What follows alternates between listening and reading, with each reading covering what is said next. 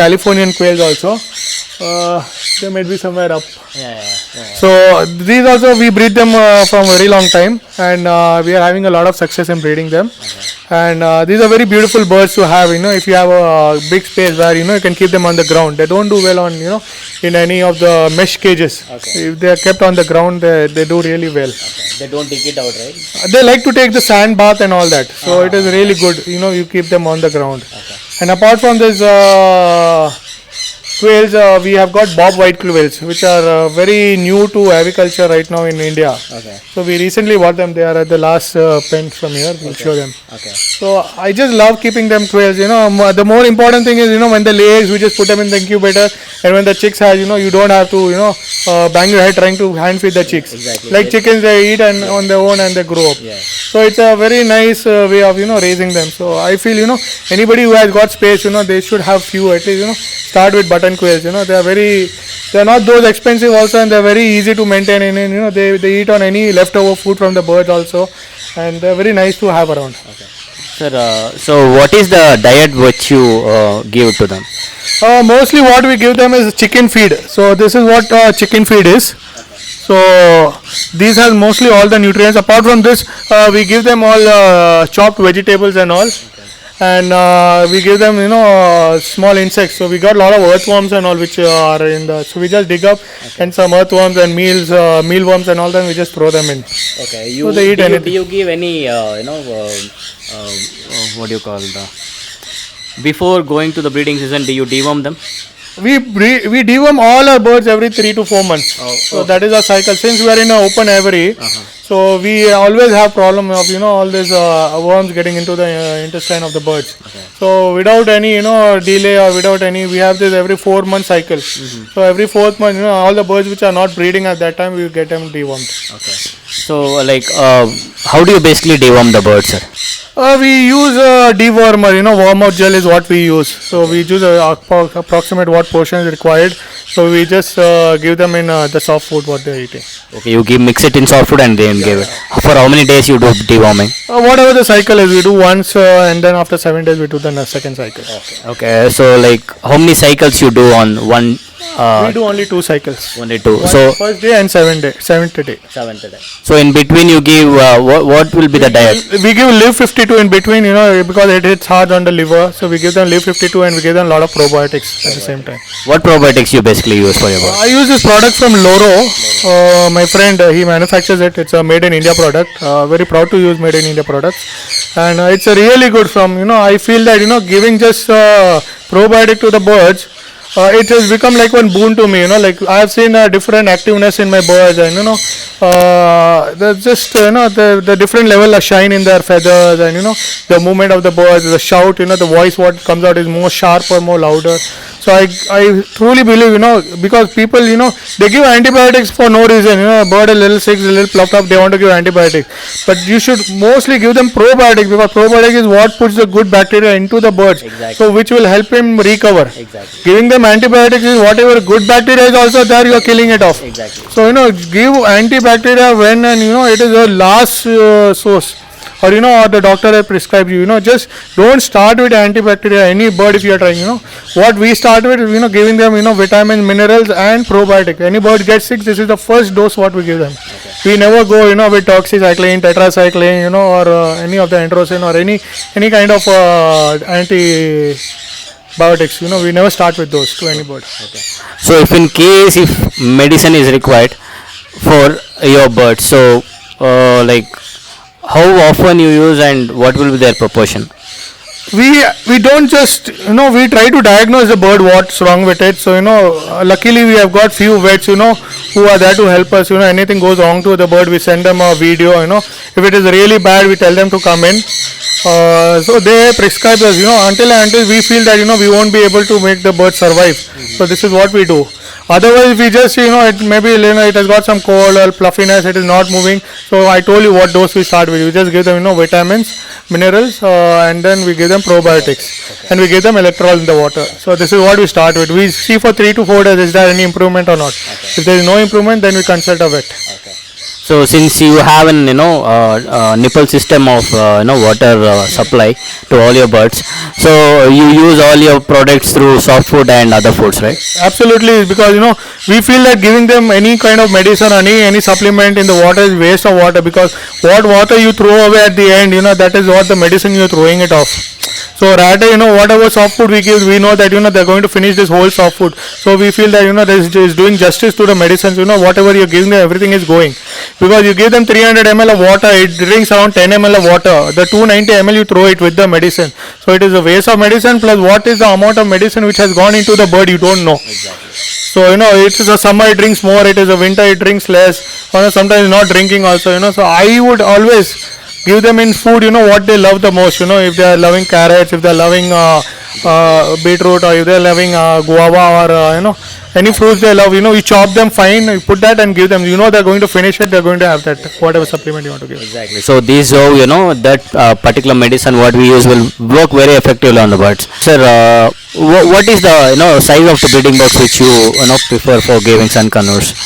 We actually, sun conures are not that fussy, as long as it is a long box and deep, and it is dark inside, they breed well. But this is the latest box we have got. Okay, this is designed by Rajkumar. So we find it very effective for our use.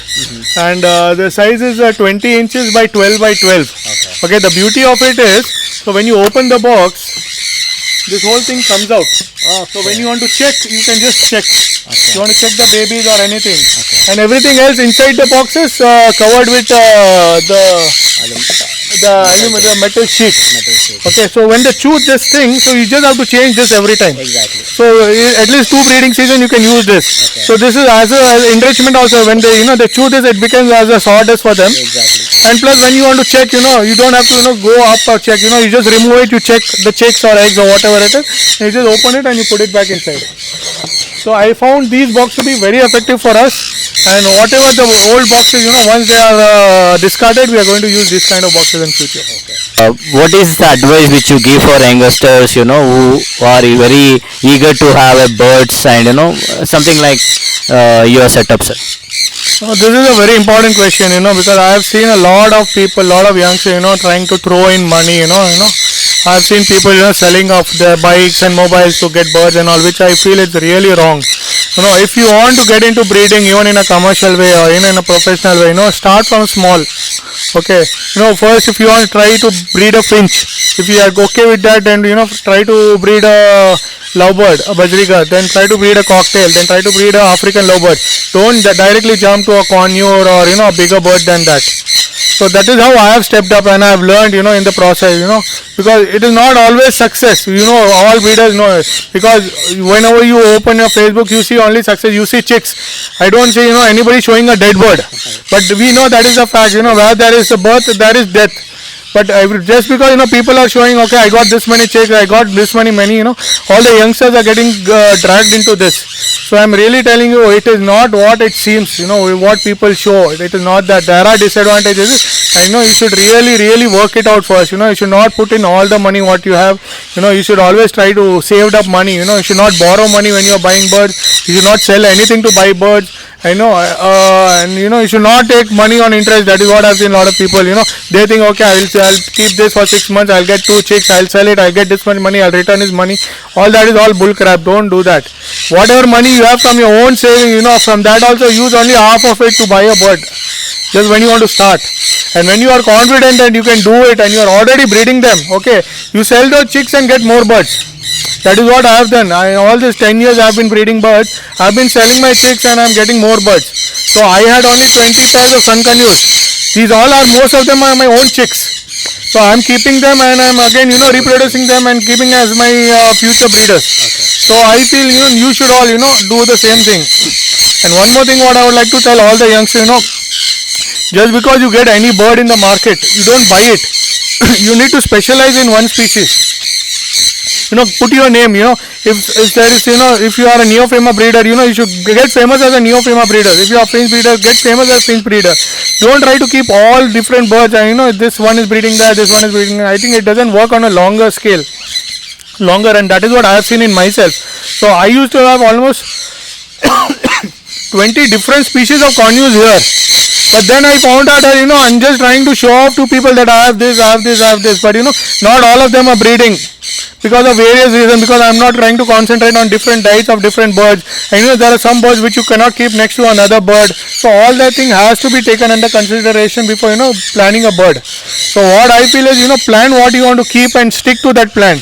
Just because you are getting a bird for a good price, or you seeing a breeding pair somewhere and it is not even in your list to buy, just don't buy it and keep it. That is what I would like to advise to all the young people. So guys, as I keep on telling in almost all my videos, so have some experience on what type of bird you are planning to bring, and you, as Abbas sir told, start from the scratch. So start from the small bird, know about the bird, then you get into a bigger setup, and for sure you'll see some success, not very soon but in a coming future. So sir, do you have anything to say for viewers of Feathersuit YouTube channel?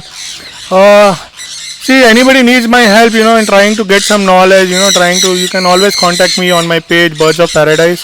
If you need any help, regarding, what to do, what not to do, what to keep, what not to keep, okay, what can be kept, and legal, illegal issues, what kind of, documentation you need, what kind of certification you need to keep the birds, what birds, are site is 1, 2, 3, what can be kept. So we have got a lot of knowledge. So we have been working with ASI for a long time, we have got a lot of knowledge from that, and we are here to share the knowledge. So anybody needs any kind of information, you can always ping me, okay, and we can schedule a call also, or anything, as such, or you can just email me, or you can just type DM to me, I'll try my best to answer all of them. So guys, once after you see this video, please do not ask me for Abbas Bhai number. So he is having a page in Facebook by name Birds of Paradise. You can subscribe, and you can just follow the channel, so that any queries related to the birds and the legality issues, so that will be answered accordingly when he is actually free. It's about the small setup,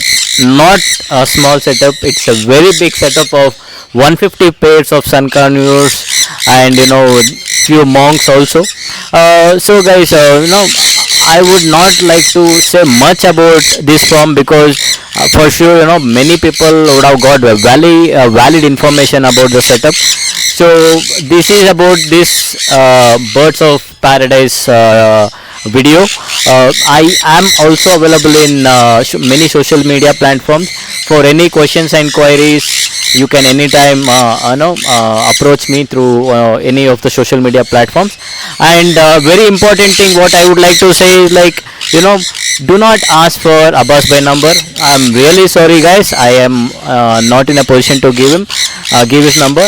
But for sure, if you want his assistance regarding the legality issues and what type of birds you are planning to get, he runs a small Facebook page by name Birds of Paradise. You can follow that page, and you can also have his regular updates, and for sure all your queries will be answered when he is when he is free, and all these things. So this is about today's topic guys. This is Chetan signing off from Feathersuit. Stay home, stay safe. Thank you.